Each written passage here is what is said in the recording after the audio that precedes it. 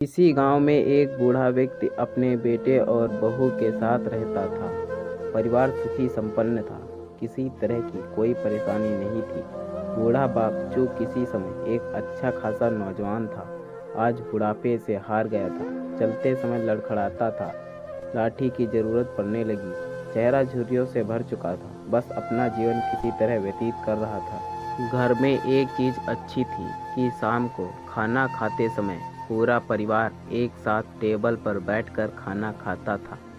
एक दिन ऐसे ही शाम को जब सारे लोग खाना खाने बैठे, बेटा ऑफिस से आया था, भूख ज़्यादा थी सो जल्दी से खाना खाने बैठ गया और साथ में बहू उसका एक बेटा भी खाने लगे। बूढ़े हाथ जैसे ही थाली उठाने को हुए, थाली हाथ से छिटक गई। थोड़ी दाल टेबल पे गिर गई। बहू बेटे ने घृणा दृष्टि से पिता की ओर देखा और फिर से अपना खाने में लग गए। बूढ़े पिता ने जैसे ही अपने हिलते हाथों से खाना खाना शुरू किया तो खाना कभी कपड़ों पे गिरता, कभी जमीन पर। बहू चिढ़ते हुए कहा, हे राम, कितनी गंदी तरह से खाते हैं। मन करता है इनकी थाली किसी अलग कोने में लगवा देते हैं।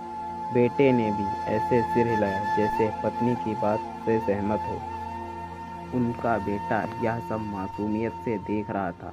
अगले दिन पिता की थाली उस टेबल से हटाकर एक कोने में लगवा दी गई। पिता की डबडबाती आंखें सब कुछ देखते हुए भी कुछ बोल नहीं पा रही थी। बूढ़ा पिता रोज की तरह खाना खाने लगा।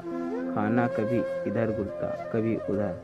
छोटा बच्चा अपना खाना छोड़कर लगातार अपने दादा की तरफ देख रहा था। माँ ने पूछा, क्या हुआ बेटे, तुम दादाजी की तरफ क्या देख रहे हो और खाना क्यों नहीं खा रहे?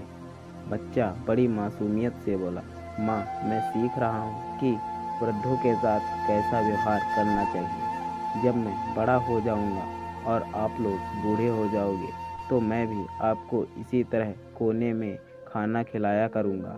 बच्चे के मुंह से ऐसा सुनते ही बेटे और बहू दोनों कांप उठे। शायद बच्चे की बात उनके मन में बैठ गई थी, क्योंकि बच्चा ने मासूमियत के साथ एक बहुत बड़ा सबक दोनों लोगों को दिया था। बेटे ने जल्दी से आगे बढ़कर पिता को उठाया और वापस टेबल पे खाने के लिए बिठाया, और बहू भी भागकर पानी का गिलास लेकर आई कि पिताजी को कोई तकलीफ ना हो। कहानी से शिक्षा मिलती है कि माँ बाप इस दुनिया की सबसे बड़ी पूंजी है। आप समाज में कितनी भी इज्जत कमा लें या कितना भी धन इकट्ठा कर लें, लेकिन माँ बाप से बड़ा धन इस दुनिया में कोई नहीं है।